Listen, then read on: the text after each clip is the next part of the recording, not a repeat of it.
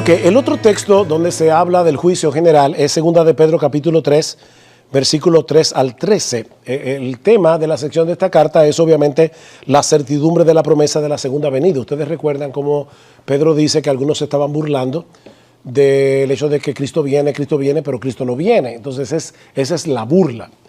Así que el tema de este texto es la segunda venida del Señor. Que quede eso bien claro. Ok. El día del Señor dice que vendrá como ladrón en la noche, es equivalente a la segunda venida de Cristo. A lo largo de todo el Nuevo Testamento, el día del Señor es el día de la segunda venida de Cristo. El término Señor designa a Jesucristo a lo largo de todo este pasaje, de hecho, a lo largo de toda la carta sin excepción. La conexión entre la mención de la promesa del Señor y la sustitución día del Señor nos obliga a identificar los dos acontecimientos. Dice en el versículo 9, el Señor no retarda su promesa. ¿Quién es el Señor? Cristo. Según algunos la tienen por tardanza, sino que es paciente para con nosotros, no queriendo que ninguno perezca, sino que todos procedan al arrepentimiento. Pero el día del Señor vendrá como ladrón en la noche. O sea que obviamente se está equiparando el día del Señor con la venida del Señor. El tiempo de este juicio entonces es la segunda venida de Cristo. La conexión del versículo 7 con los siguientes versículos y cómo Pedro pasa inmediatamente del día del juicio a la promesa de la venida. Observa también que el versículo 10 es una referencia a la promesa de su venida. Y nos dice, compara el versículo 9 con Mateo 24, 43. Dice el versículo 9 otra vez, el Señor no retarda su promesa, sino que según algunos la tienen por tardanza, sino que es paciente, no queriendo que ninguno perezca, sino que todos procedan al arrepentimiento. Versículo 12, esperando y apresurándoos para la venida del día de Dios, que ya sabemos que es la segunda venida. ¿Y qué pasará? En el cual los cielos encendiéndose serán deshechos y los elementos siendo quemados se fundirán. Pero nosotros esperamos, según sus promesas, cielos nuevos y tierra nueva en los cuales mora la justicia. Cuando nosotros estudiamos los pasajes del Antiguo Testamento que hablan de los cielos nuevos y la tierra nueva, nosotros tenemos que interpretarlo. Ese es mi punto donde yo comencé la introducción, a la luz de estos pasajes claros del Nuevo Testamento que nos dicen que el cielo nuevo y la tierra nueva es el inicio de la eternidad. Y lo vamos a ver en un momento. El alcance de este juicio. ¿Quiénes serán juzgados? Es claramente universal, lo mismo que en Mateo 25, lo mismo que en Romanos 2. Eso es evidente con el paralelismo del diluvio que se encuentra en el versículo 6. Dice, por lo cual el mundo de entonces pereció anegado en agua. Y ahora dice versículo 7, pero los cielos y la tierra que existen ahora están reservados por la misma palabra, guardados para el fuego en el día del juicio y de la perdición de los hombres impíos. Hay un día del juicio que será la perdición de los hombres impíos. Versículo 10, pero el día del Señor vendrá como ladrón en la noche, en el cual los cielos pasarán con gran estruendo y los elementos ardiendo serán deshechos y la tierra y las obras que en ella hay serán quemadas. Versículo 12, otra vez, esperando y apresurándoos para la venida del día de Dios, en el cual los cielos encendiéndose serán deshechos y los elementos siendo quemados se fundirán. Entonces, ¿cuál es el alcance de este juicio? Bueno, así como el agua anegó el mundo entero y todo el mundo pereció en el diluvio, lo que Pedro está diciendo es que el fuego arrasará con el mundo entero. Esto es universal. Esto no es un juicio local para entrar en el milenio.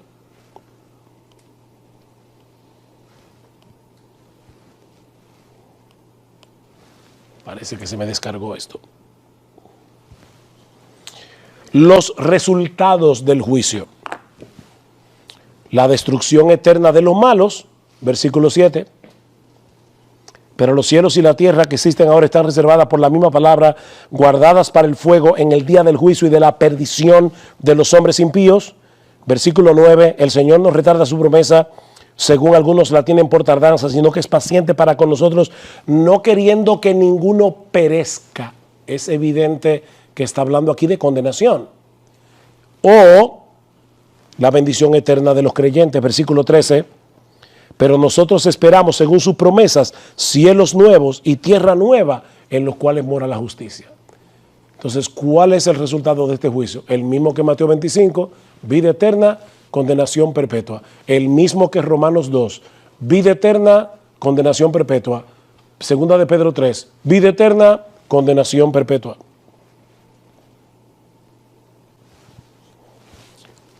¿Cuál es la escatología de Pedro?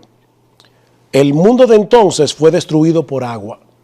El mundo que existe ahora será destruido por fuego. ¿Y qué viene después? Cielos nuevos y tierra nueva.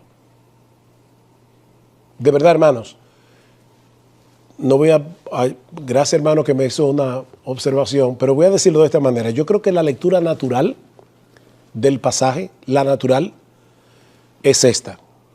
Introducir 1000 años no deja de ser forzado. Y la única razón por la cual vamos a introducir esos 1000 años ahí es porque en Apocalipsis 20 se mencionan.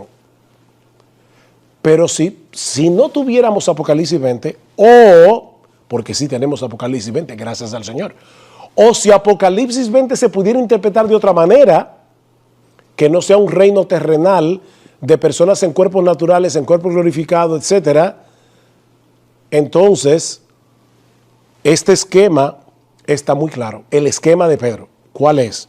El mundo de entonces fue anegado en agua. El mundo que existe ahora será destruido por fuego. ¿Qué viene después? Cielos nuevos y tierra nueva, donde mora la justicia, porque ya los impíos fueron destruidos.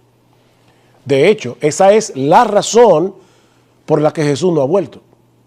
Eso es lo que dice Pedro. Dice, si Jesús hubiera vuelto, ya no hubiera habido oportunidad. Entonces los elegidos tienen que salvarse en esta etapa porque después no habrá otra oportunidad.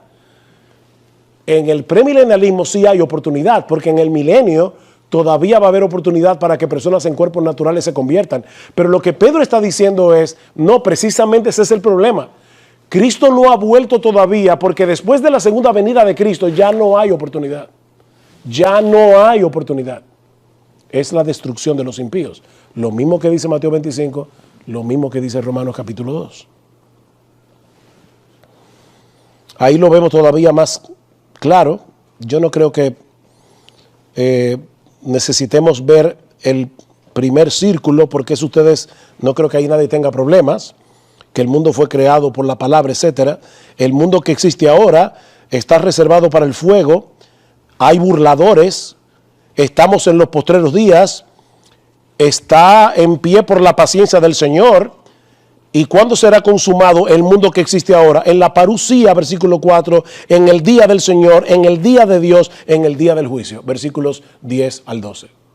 Ese es el punto final del mundo que existe ahora. ¿Y cómo será el nuevo mundo según la escatología de Pedro? Su carácter, cielos nuevos y tierra nueva, en los cuales mora la justicia, y su consumación no tiene fin, es el día de la eternidad. Es el día de la eternidad. Versículo 18. Antes bien, creced en la gracia y el conocimiento de nuestro Señor y Salvador Jesucristo. A Él sea gloria ahora y hasta el día de la eternidad. Y en el contexto, ¿cuándo comienza el día de la eternidad? Bueno, aparentemente, voy a decirlo así para ser cuidadoso, en el día de la segunda venida, después que se lleve a cabo el juicio de los creyentes y de los incrédulos. Ese nuevo cielo y nueva tierra ya no tiene consumación, porque es el día de la eternidad. No tiene fin, gracias al Señor. Conclusiones generales, afirmaciones de estos pasajes. El tiempo del juicio venidero es la segunda venida de Cristo. Los resultados del juicio venidero son vida eterna y castigo eterno. El alcance del juicio es absolutamente universal. Conclusión, este siglo venidero, dividido por el juicio general en la segunda venida. La pregunta es, ¿cómo encajamos en este esquema el reino de 1000 años propuestos por los premilenialistas?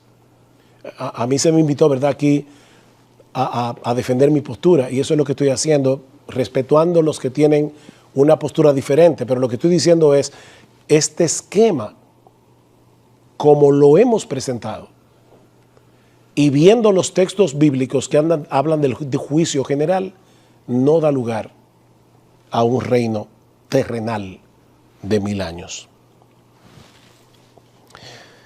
Con eso llegamos a la sesión 3. ¿Qué hemos visto hasta ahora? División estructural, este siglo y el venidero. La línea divisoria, el juicio general, el alcance de ese juicio, todos los hombres, el tiempo, la segunda venida, los resultados, vida eterna y condenación perpetua. Eso es lo que hemos visto hasta aquí. Ahora vamos a entrar a hablar acerca del reino. El concepto del reino. Primero, la definición del reino. La palabra reino tiene un problema en nuestras mentes en español. Y es que cuando nosotros pensamos, por ejemplo, en el Reino Unido, hay un territorio en el cual la reina Isabel II es monarca. Entonces, cuando nosotros pensamos en un reino, nosotros pensamos en un espacio geográfico. Pero cuando la Biblia usa la palabra reino, más bien está hablando de la autoridad de Dios sobre todo el universo que Él ha creado. En esa autoridad, los creyentes nos sometemos gozosa y voluntariamente al reino de Dios, mientras que los impíos rechazan la autoridad del Dios del reino. Así que no pensemos en un espacio geográfico como el Reino Unido de Inglaterra, Irlanda, Escocia. No, estamos hablando de la autoridad real, no en contraposición a falsa, sino real, de realeza. O sea, lo que sería royalty, ¿cómo se dice? O sea, ¿cómo diríamos eso? La autoridad de realeza de Dios sobre todo el universo que Él ha creado. Esa es la definición del reino. El Señor ha establecido su trono en los cielos y su reino domina sobre todo. La definición del reino, la soberanía de Dios sobre todas las cosas. La esfera de la salvación. Mirándolo, Jesús le dijo, qué difícil es que entren en el reino de Dios los que tienen riqueza. Pregunta, si nuestro Dios, dice el Salmo, reina sobre todo, ¿cómo estamos hablando aquí de alguien que entra en el reino de Dios? Bueno, por lo que acabo de decir, la autoridad de Dios es universal, pero no todos la reconocen. Cuando uno se arrepiente de sus pecados y cree en el Señor Jesucristo, entonces a través del nuevo nacimiento uno entra en el reino de Dios, que es la esfera de la salvación, donde nosotros obedecemos a Cristo. No perfectamente, pero sí genuinamente, sinceramente, con un deseo de agradar al Señor. Jesús respondió, en verdad te digo que el que no nace del agua y del Espíritu no puede entrar en el reino de Dios. Obviamente, hermanos, no estoy siendo irónico aquí, pero yo creo que los premilenialistas van a estar de acuerdo conmigo en que Jesús no está hablando del milenio. Cuando dice aquí, no puede entrar en el reino de Dios el que no ha nacido de nuevo. No es que no va a entrar en el milenio, es que no va a entrar en esa esfera de salvación en el que Dios nos gobierna por medio de su ley y de su palabra. Desde los días de Juan el Bautista hasta ahora, el reino de los cielos sufre violencia y los violentos los conquistan por la fuerza. No todos entran en el reino de Dios.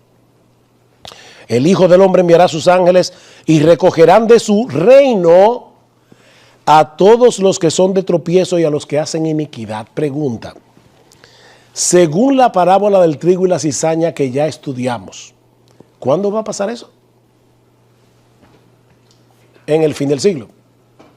En el fin del siglo, donde vendrá la siega y los impíos serán quemados. Sin embargo, es interesante que Cristo dice que esos impíos van a ser recogidos de su reino. Entonces, ¿inauguró Cristo o no el reino? Es un reino inaugurado que no ha sido consumado, pero Él está diciendo, ellos van a ser sacados de mi reino, pero el misterio del reino es que todavía hayan impíos aquí a pesar de que ya Cristo es rey.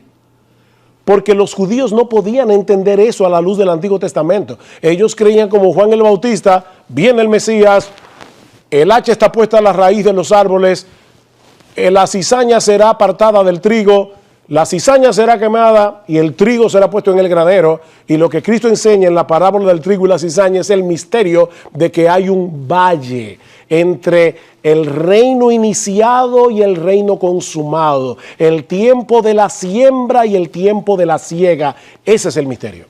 Por eso yo les decía que la parábola del trigo y la cizaña tiene el problema de que no tiene ningún problema. Porque ¿en qué sentido eso era un misterio? En el sentido que lo estamos diciendo ahora. Es del reino que estas personas van a ser recogidas. ¿Cuándo? En la segunda venida de Cristo. Dios siempre ha poseído el derecho regio. Esa era la palabra que estaba buscando ahorita. Dios siempre ha poseído el derecho regio a ser obedecido por sus criaturas. Dios, como soberano creador, siempre ha poseído la omnipotencia para mantener tales derechos. Dios siempre ha mantenido esos derechos en el cielo, el trono del universo. Dios siempre ha ejercido una providencia regia sobre todas las cosas, de tal manera que todo ocurre por medio de y de acuerdo con su propósito y decreto soberano. Yo espero que nadie aquí en este salón niegue eso. Nuestro Dios es rey.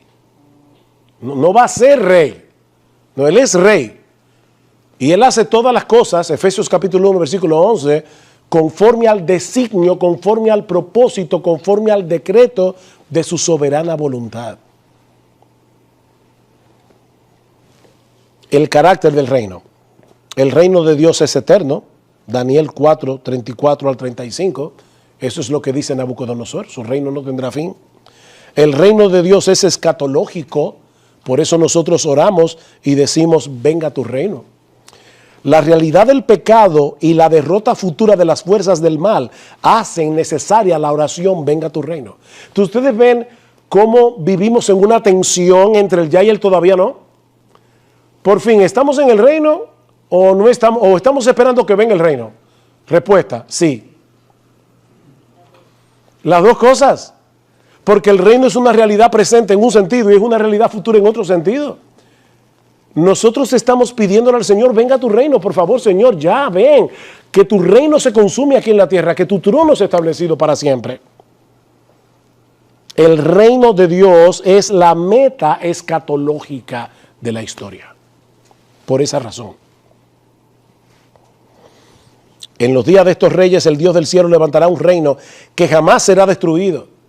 Y este reino no será entregado a otro pueblo, desmenuzará y pondrá fin a todos aquellos reinos y Él permanecerá para siempre. ¿Cuándo pasó eso? Cuando Cristo nació. Dice que en los días del cuarto rey, que es Roma, va a venir una piedra no cortada con manos que va a crecer y se va a hacer un gran monte. Y ahí es que dice, el Dios del cielo levantará un reino que jamás será destruido. Ese es el reino de nuestro Señor Jesucristo, que ya fue inaugurado. Y que no será destruido, porque las puertas del Hades no prevalecerán contra los suyos. Eso lo veremos después con más calma, 1 Corintios 15. Entonces, la venida del reino es pasada, presente o futura. La venida del reino es aún futura. Mateo 5:3. Bienaventurados los mansos, bienaventurados los pobres en espíritu, porque de ellos es el reino de los cielos. Bienaventurados sois cuando por mi causa os vituperen y os persiguen y digan toda clase de mal contra vosotros mintiendo. Gozaos y alegraos, porque así persiguieron a los profetas que fueron antes que vosotros, pero vuestro galardón será grande. ¿En dónde? En el reino de los cielos. Y así podemos citar Lucas 21, Lucas 22. Sin embargo, las Escrituras también dan a entender que la venida del reino ya tuvo lugar y que el reino es una realidad presente. Las dos cosas. Por ejemplo, la derrota de Satanás, Mateo capítulo 12. Y de paso, aquí voy a decir algo bien profundo. Yo sé que están cansados, pero Mateo 12 está antes de Mateo 13. Y después de Mateo 11. Wow. Ahora, ¿por qué eso es importante? ¿Qué pasó en Mateo 11? Juan el Bautista pregunta, ¿eres tú el que habrías de venir o tenemos que esperar a otro? Porque el concepto que él tenía del reino no encajaba con el hecho de que él estaba en prisión. Mateo 12, antes de que Cristo dijera las parábolas del reino, donde va a explicar el misterio, escuchen lo que pasa. Mateo capítulo 12, versículos 28 al 29. Ustedes conocen el pasaje. Cristo sacó un demonio y ¿de qué acusaron al Señor? Bueno, sí, tú sacas demonios por el príncipe de los demonios. Respuesta del Señor, versículo 28. Pero si yo, por el Espíritu de Dios, echo fuera a los demonios, ciertamente ha llegado a vosotros el reino de Dios. Porque ¿cómo puede alguno entrar en la casa del hombre fuerte y saquear sus bienes si primero no le ata y entonces podrá saquear su casa? ¿Qué está diciendo Jesús aquí? Él está diciendo, es por el dedo de Dios o por el poder del Espíritu de Dios que yo estoy echando fuera demonios. ¿Y eso qué significa? Que Satanás está perdiendo terreno. Eso significa que el reino de Dios ya llegó. Y por lo tanto, todos aquellos que se convierten a mí están entrando en mi reino. Así que el reino es una realidad presente, porque ciertamente Cristo estaba sacando fuera demonios por el poder del Espíritu Santo, no por el poder de Belcebú. Lo vemos en la enseñanza del reino, Lucas 16, 16.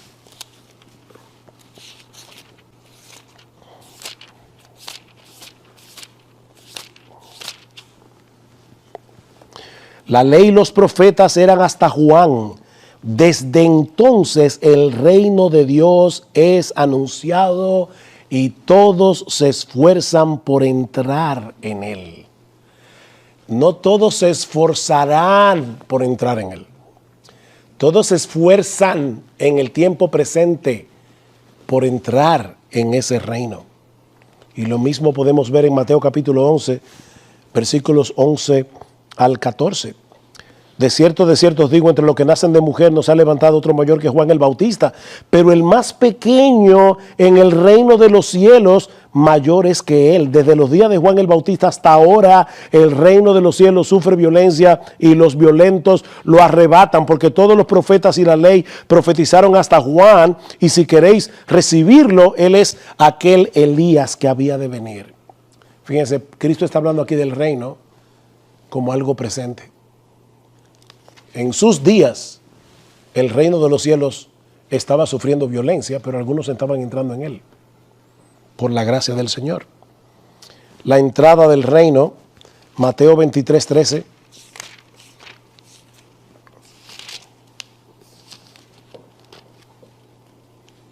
Mas hay de vosotros, escribas y fariseos hipócritas, porque cerráis el reino de los cielos delante de los hombres.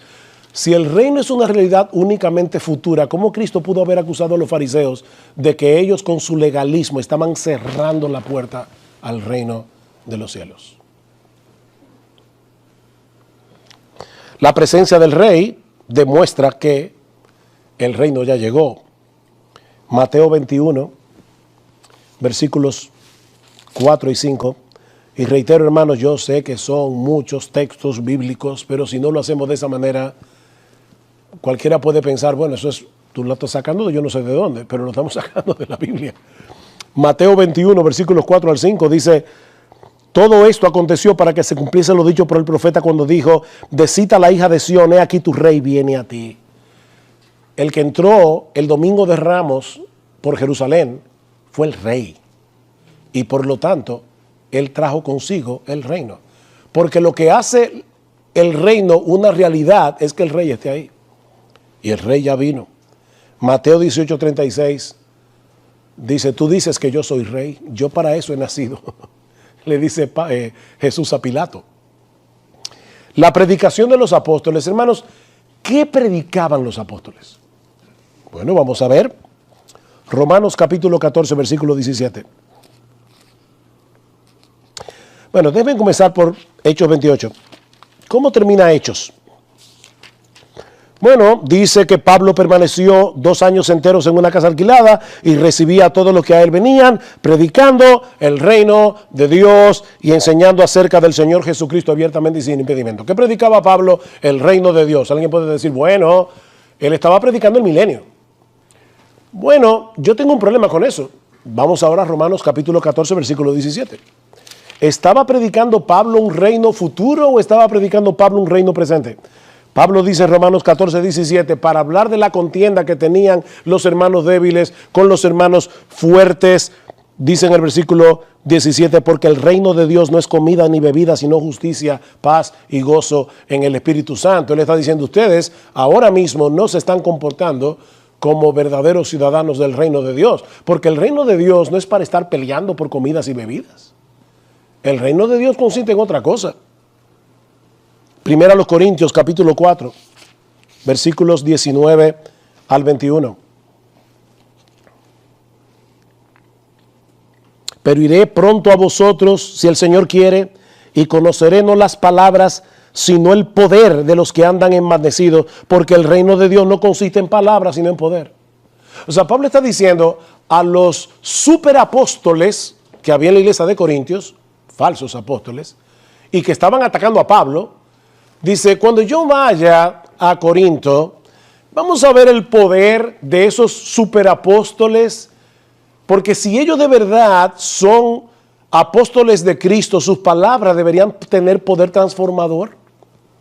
¿Saben por qué? Porque el reino de Dios no consiste en palabras, el reino de Dios consiste en un poder que transforma vidas.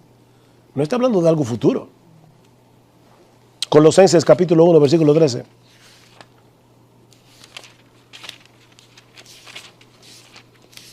Ese texto que voy a citar ahora, me voy a tomar la molestia de leerlo de mi Biblia, porque es tan claro, el cual Dios nos ha librado de la potestad de las tinieblas y trasladado al reino de su amado Hijo. ¿Estamos en el reino, sí o no? Porque aquí dice claramente que nosotros hemos sido trasladados ya. Eso pasó al reino de su amado Hijo. El reino es una realidad presente. Hebreos 12, 28.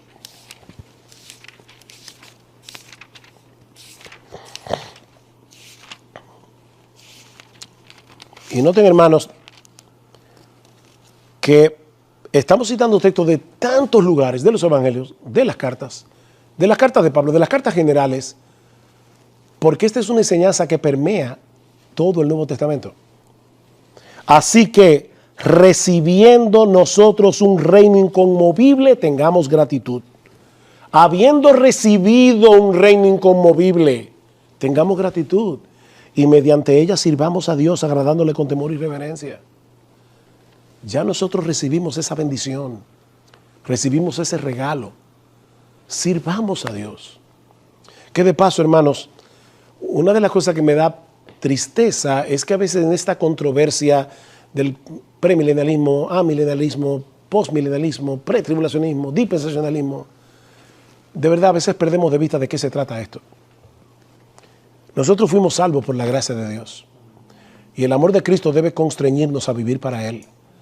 Nosotros podemos saber todos los esquemas escatológicos y todos los cuadros y todos los esquemas.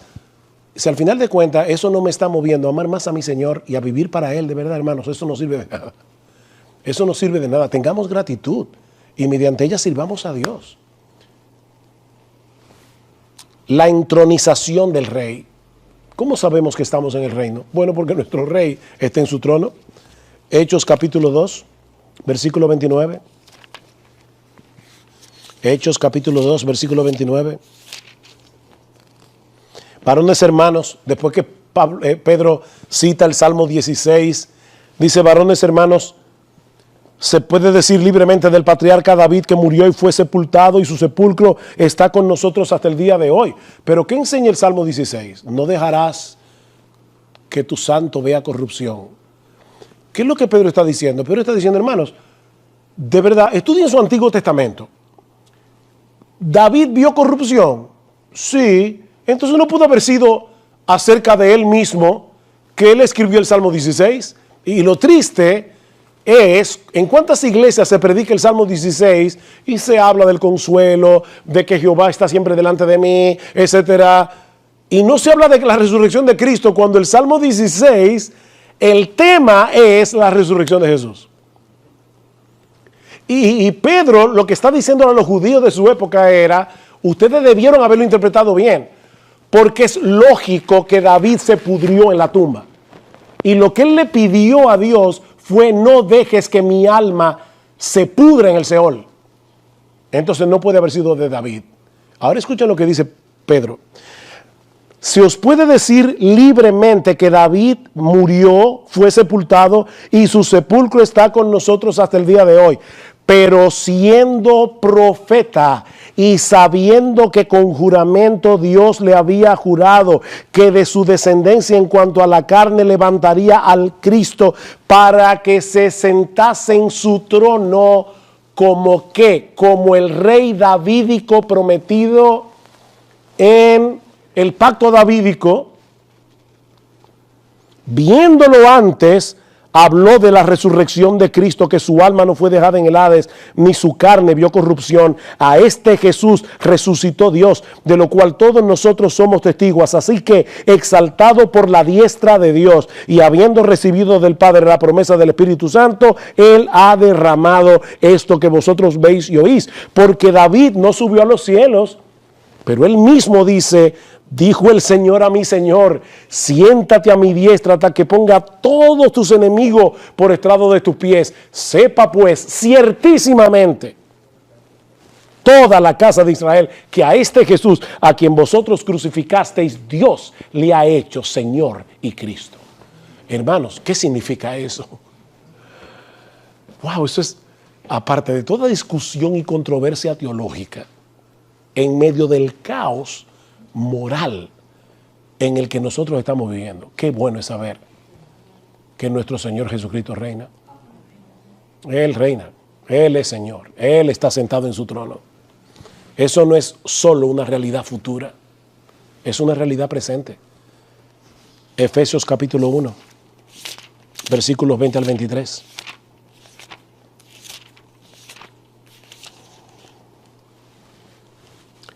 La cual operó en Cristo, el poder que operó en nosotros para salvarnos. Alguna gente cree como que creer es algo tan sencillo. Dice, no. El poder que operó en nosotros para salvarnos es el poder que operó en Cristo, resucitándole de los muertos y sentándole a su diestra en los lugares celestiales, sobre todo principado y autoridad y poder y señorío y sobre todo nombre que se nombra no solo en este siglo, Él está reinando en este siglo, sobre todo poder, autoridad, señorío en este siglo, sino también en el venidero. Nuestro Señor es Rey. El tema de las parábolas es indiscutiblemente la venida del reino. De verdad, hermanos, si quieren, tómenle una foto para poder avanzar. Alguien me preguntó, ¿vamos a llegar a Apocalipsis 20? Y yo le dije, bueno, espero llegar ahí. Pero en todos esos textos, ¿de qué se habla? De la venida del reino. El énfasis común de estas parábolas es clarificar en la mente de los discípulos el verdadero carácter del reino por causa de los conceptos equivocados que ellos tenían. Y ahí se cita Mateo 3 en la predicación de Juan el Bautista. ¿Recuerdan cuando, que ya lo he citado varias veces, que Juan el Bautista decía, ya la raíz está, el hacha está puesta a la raíz de los árboles? Para Juan el Bautista llegó el Mesías y acabó con todo. Él no entendió que el reino iba a tener una etapa de siembra y una etapa de siega. Parábola del sembrador. La presencia del reino es consistente con el rechazo de la palabra y la consecuente falta de frutos en la vida de algunos que la oyen. Algunos pueden decir, ¿cómo es posible que ya estemos en el reino, que el rey esté reinando y que algunos rechacen la palabra? Bueno, la parábola del sembrador nos aclara eso.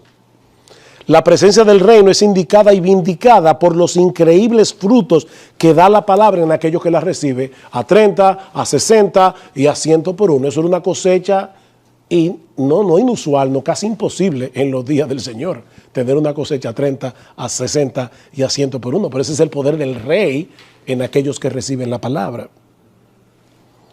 La parábola del trigo y la cizaña, como ya vimos, esta parábola indica que el reino de Dios viene en dos etapas. El tiempo de la siembra, donde crecerán tanto el trigo como la cizaña juntos durante el tiempo del reino, y el Mesías vino como sembrador. El Señor está sembrando la palabra a través de sus mensajeros. El tiempo de la cosecha, donde el Mesías vendrá como segador en la venida del reino. Y ahí no habrá chance para salvación de nadie. Vino el segador. ¿Y qué va a pasar? La cizaña será quemada en fuego y el trigo de Dios, los discípulos verdaderos del Señor, reinarán, dice que resplandecerán como el sol en el reino de su Padre. Parábola de la red. Nosotros tenemos una primera etapa de recoger peces y una segunda etapa donde lo malo es echado fuera. ¿Cuándo? Cuando los ángeles apartarán a los malos de los buenos, y Cristo dice, eso va a ocurrir al final del siglo, en el fin del siglo, lo que separa este siglo del venidero. Mientras tanto, tanto el malo como el bueno coexisten juntos. Parábola del tesoro y la perla. El reino está presente en una forma escondida e inesperada. Es un tesoro escondido en un campo y hay algunos buscando la perla. Jesús nos dice que para poseer este reino escondido debe haber un sacrificio total. Vende todo lo que tienes y compra la perla, pero vale la pena. Pero ese reino está escondido. El impío no lo ve. O sea, el impío no ve a nosotros como los pobres cristianos. Ellos no nos ven como personas que somos ciudadanos del reino de los cielos. No, porque ese reino, ese es el punto de esta parábola, está escondido todavía. Hermanos, ustedes se dan cuenta por qué Cristo dijo, les voy a enseñar el misterio del reino de los cielos, porque estos detalles no estaban en la mente del judío común. Ellos esperaban que el Señor iba a venir en un caballo blanco, iba a aplastar al imperio romano y los judíos iban a reinar sobre el mundo entero. Dicen, no, ese reino está, pero en una forma escondida. No está visible todavía de esa forma. Parábola de la semilla de la mostaza y la levadura. Jesús afirma que su insignificancia presente y aparente de sí mismo y de sus discípulos no es obstáculo para la presente manifestación del reino, el cual un día tendrá dominio supremo. La presente manifestación del reino puede verse como una semilla de mostaza con un poco de levadura. Un día el reino crecerá de una pequeña semilla de mostaza a un gran árbol, o ese poco de levadura le dará toda la masa. Y eso no es postmilenialismo, porque Cristo dice claramente que será cuando el Hijo del Hombre venga en su gloria. Eso no se va a lograr por el hombre. No es el hombre que va a lograr eso, es Cristo cuando regrese en gloria. Entonces, en conclusión, la fase inaugural del reino, Mesías como sembrador, mezcla de bien y mal, el sacrificio total es necesario, la palabra del reino es predicada, la palabra infructífera en muchos, pero fructífera asombrosamente en otros, y un increíble crecimiento del reino. ¿Quién pudo pensar en el siglo I, cuando el Señor Jesucristo murió en una cruz, o cuando en el aposento alto habían 120 personas, que la iglesia de Cristo iba a llegar a donde llegó?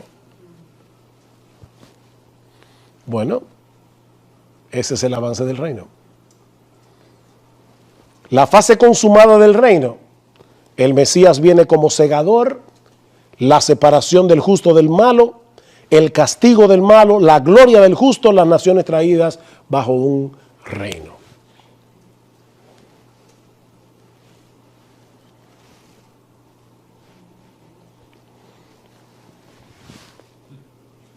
¿Están cansados? ¿Le damos 10 minutos más?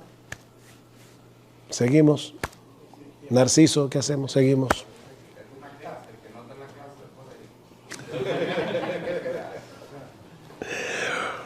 Bien, hermanos, ¿qué hemos visto hasta ahora? Este esquema, sí, este siglo, el siglo venidero, dividido por el juicio general y la segunda venida de Cristo. Insisto, en nuestro esquema, como entendemos la Escritura, no vemos dónde puede encajar aquí un milenio. donde habrá personas con cuerpos naturales, donde habrá muerte, donde habrá pecado. Yo creo que los textos como Isaías 65 tienen una interpretación clara en el Nuevo Testamento refiriéndose a la eternidad, no a un milenio, a la eternidad. Y de hecho me sorprende, no voy a hablar de Isaías 65 porque yo no voy a criticar este libro, aunque lo he hecho referencia varias veces, pero en el mismo texto de Isaías al final dice claramente, no harán más mal en todo mi santo monte. O sea, el nuevo cielo y nueva tierra del que habla Isaías es un tipo de reino en el que ya no habrá mal, pero en el reino premilenial sí habrá mal al final. Pero Isaías dice claramente que no. Así que obviamente yo tengo que interpretar Isaías 65, que habla de nuevos cielos y de nueva tierra, como lo interpreta Pedro, como lo interpreta Juan. 3 textos que presentan el reino, ya vimos Mateo 13, presenta el reino en parábolas, 1 Corintios 15 presenta el reino en prosa y Apocalipsis 20 presenta el reino en lenguaje apocalíptico. Así que nos estamos acercando a Apocalipsis 20, pero primero tenemos que ver ahora, bueno, ya vimos esto, lo voy a saltar a 1 Corintios 15. Este texto, hermanos, es extremadamente importante, porque aquí vemos el reino en prosa. Recuerden Números 12. Hay, para aquellos que llegaron más tarde, según Números capítulo 12, cuando se habla en visión, en sueños, como Dios le habló muchas veces a los profetas, es en un lenguaje más oscuro que cuando Dios habla como le hablaba a Moisés, cara a cara y claramente. Bueno, lo que estamos diciendo es que aunque los premilenialistas nos dicen que nosotros debemos interpretar todos los textos del reino a la luz de Apocalipsis 20, nosotros decimos que es al revés, que debemos interpretar Apocalipsis 20 a la luz de estos textos que están más claros. Entonces vamos a 1 Corintios capítulo 15, versículo 20 al 28. 1 Corintios capítulo 15, versículo 20. Este texto sí lo voy a tener que leer. Es muy importante. Mas ahora Cristo ha resucitado de los muertos, primicia de los que durmieron es hecho, porque por cuanto la muerte entró por un hombre, también por un hombre la resurrección de los muertos.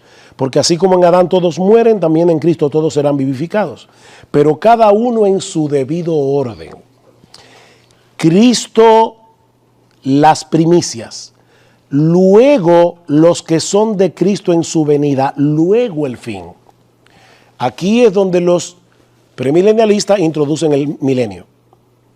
Yo les decía que ellos ven la misma brecha que había en el Antiguo Testamento, ellos la ven en el Nuevo Testamento. Y eso les permite hacer una brecha de, no estoy siendo irónico, hermano, pero si es dispensacionalista, una brecha de 1007 años.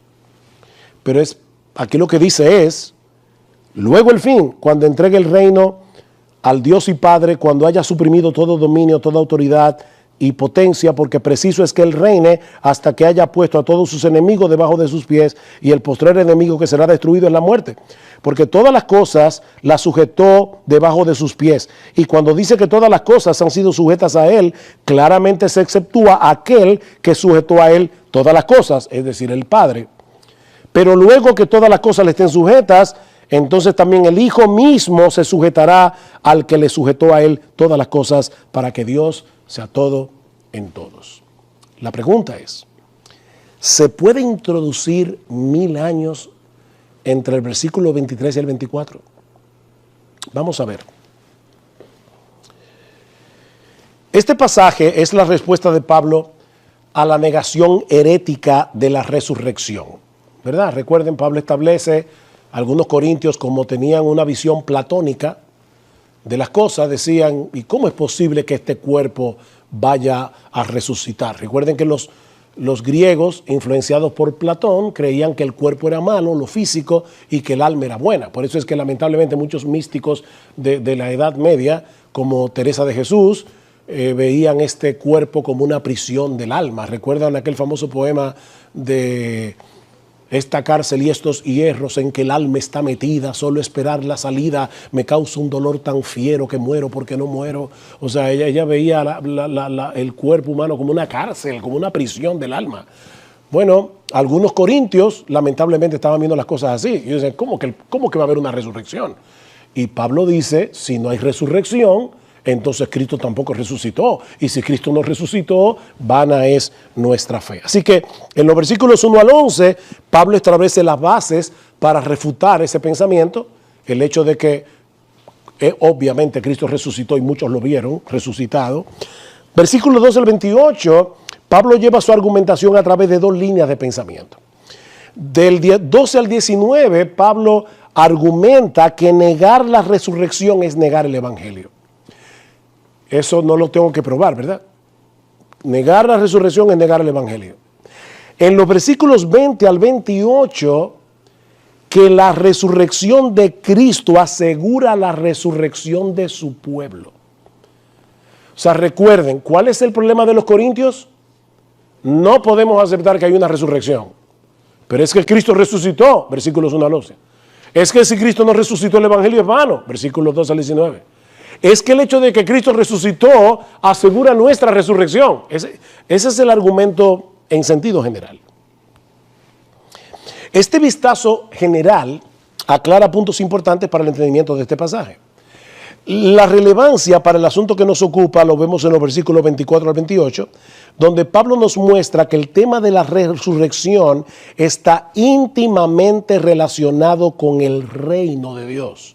Ya lo leímos. Se me cerró la Biblia. El tema del pasaje, ya lo dijimos, es la resurrección de Cristo y de los creyentes. El alcance de este pasaje solo se refiere a la resurrección de los creyentes. La resurrección de los impíos es irrelevante al tema. Obviamente, porque Pablo no está hablando de ese tema. Está hablando de la resurrección de los creyentes. La idea central de este pasaje, el propósito de Pablo al introducir el tema del reino de Dios es subrayar la absoluta necesidad de la resurrección de los creyentes. ¿Por qué es absolutamente necesario? Si ustedes conocen 1 Corintios 15, deben poder responder esta pregunta.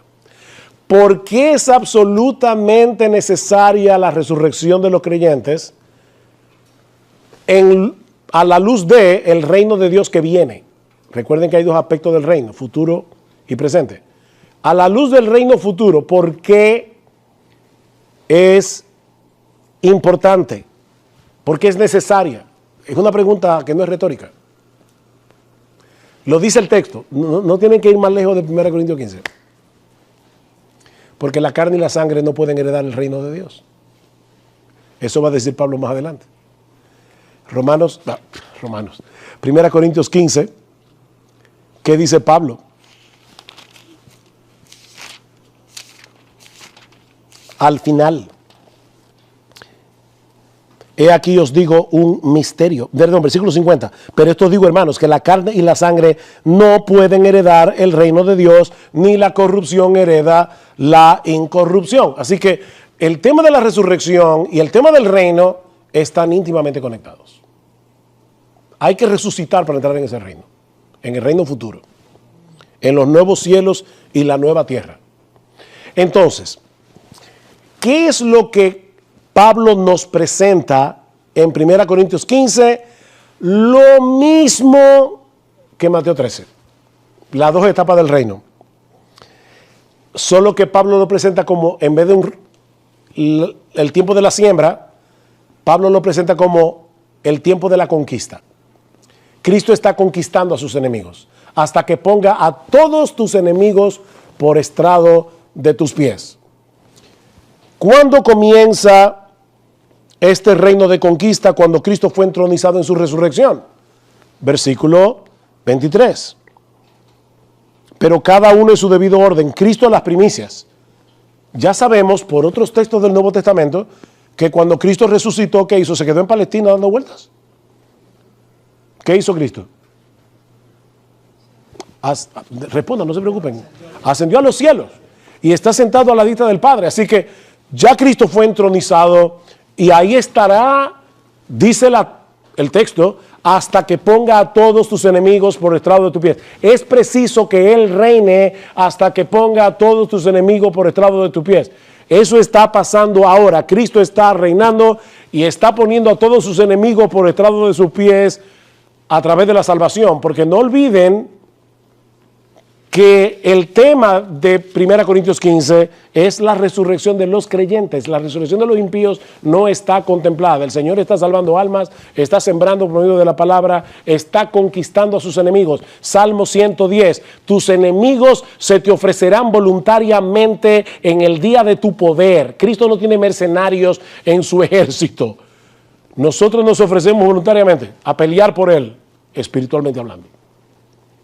Y aquel sea nuestro rey. Así que Cristo fue entronizado en su resurrección y ascensión. Ahí comenzó su reino de conquista. ¿Cuándo termina? Dice Pablo, cuando el último enemigo, la muerte, es destruido por Cristo en la resurrección de su pueblo en su segunda venida. Ahí termina el reino de conquista, para comenzar el reino eterno.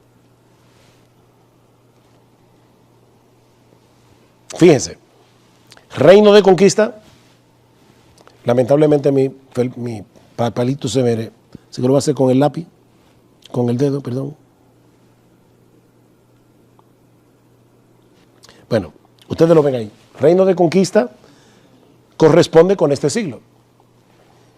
El juicio en general, segunda venida, viene el siglo venidero, donde encajamos en este esquema el reino de los 1000 años propuesto por los premilenialistas. Bueno, Matt Waymeyer dice, porque hay un gap, hay una brecha entre el versículo 23 y el versículo 24, y por eso dice luego el fin, 1000 años después. O sea, lo que dice es, Cristo las primicias, los que son de Cristo en su venida, y 1000 años después, el fin. Pero eso tiene un problema. El problema es lo que dice el versículo 51. He aquí os digo un misterio, no todos dormiremos, pero todos seremos transformados en un momento, en un abrir y cerrar de ojos, a la final trompeta, porque se tocará la trompeta y los muertos serán resucitados incorruptibles y nosotros, si estamos vivos, seremos transformados. Porque es necesario que esto corruptible se vista de incorrupción y esto mortal se vista de inmortalidad.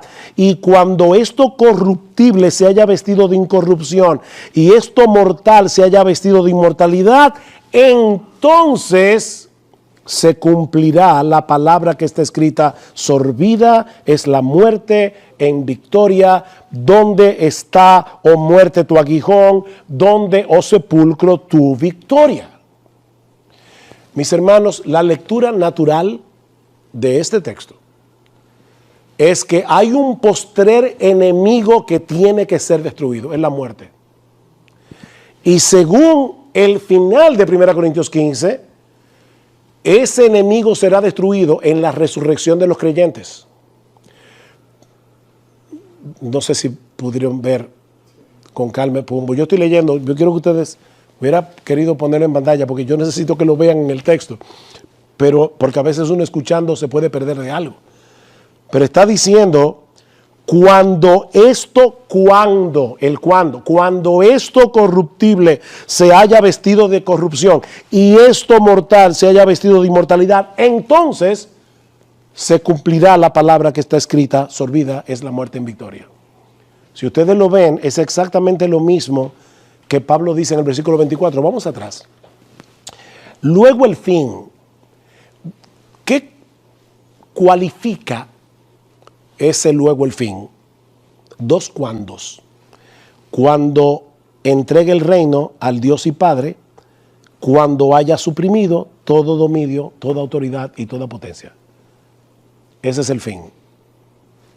Dice, porque, ahora va a explicar, es preciso que Él reine hasta que haya puesto a todos sus enemigos debajo de sus pies. Y el postrer enemigo que será destruido es la muerte. ¿Y cuándo va a pasar eso? Según los versículos 51 en adelante. Cuando esto mortal se vista de inmortalidad y esto corruptible se vista de incorrupción. Hermanos, el texto lo que está enseñando es que en ese momento, en la resurrección de los creyentes, la muerte será vencida. La muerte ya no será más. Ni al final del milenio, ni en ningún otro momento. La muerte se acabó. Eso es lo que está enseñando Pablo en ese pasaje. No hay lugar para meter 1000 años entre el versículo 23 y el 24. De verdad, hermano, meter una brecha ahí es volver a las brechas del Antiguo Testamento, pero en la prosa natural que Pablo está diciendo ahí, no cabe. No cabe, definitivamente.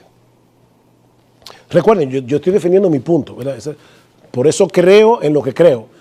Y no olviden que yo era dispensacionalista, pretribulacionista, premilenialista. O sea, yo conozco el otro campo. Yo estoy tratando de no hacer un muñeco de paja de lo que creen mis hermanos premilenialistas. Porque yo era premilenialista. Yo entiendo ese campo porque yo vengo de ahí. Pero hermanos, de verdad, yo no veo eso. Ni lo veo en Mateo 13, en las parábolas del reino, ni lo veo en 1 Corintios capítulo 15. Yo veo un esquema, como yo le decía al principio, muy simple. Cuando digo simple, no me estoy refiriendo a lo que me dijiste ahorita. No, estoy diciendo simple en el sentido de que es un esquema que solo tiene 2 gavetas. Es como cuando nos vamos a mudar en una casa, ¿verdad? Mujeres que están aquí pueden entender eso perfectamente. Y hay una despensa en la cocina y la despensa no tiene tramo. Entonces tú dices, la despensa no me sirve de nada. Yo necesito que le pongas tramo para poder organizar las cosas. Bueno, lo que estamos diciendo, que yo digo que es simple, no estoy diciendo el que no piense como yo, ¿cómo puede ser que no lo esté viendo? No, lo que estoy diciendo es que el esquema escatológico de la Biblia es sencillo y simple porque solo tiene 2 tramos, este siglo y el venidero. O todo cabe en este siglo o en el siglo venidero, no hay otro tramo. Entonces, es en ese sentido que estoy diciendo que es muy simple. Pudiera decir muchas cosas, todavía estoy grabando, porque voy a recomendar, de verdad, yo no voy a poder entrar en Apocalipsis 20 con todos los detalles, pero los que pueden leer en inglés, yo creo que el mejor comentario o uno de los mejores comentarios que hay de Apocalipsis capítulo 20 se encuentra en el libro de Revelation de G.K. Beale, que es un erudito del Nuevo Testamento, y él dedica más de casi 70 páginas solamente a Apocalipsis 21 al 10. Y es interesante ver cómo Beale conecta Apocalipsis 20 con Ezequiel 37, 38 y 39, porque es casi una reiteración de esos pasajes. Y en ese sentido, yo creo que es bueno que veamos ese pasaje de Apocalipsis 20 a la luz de toda la historia de la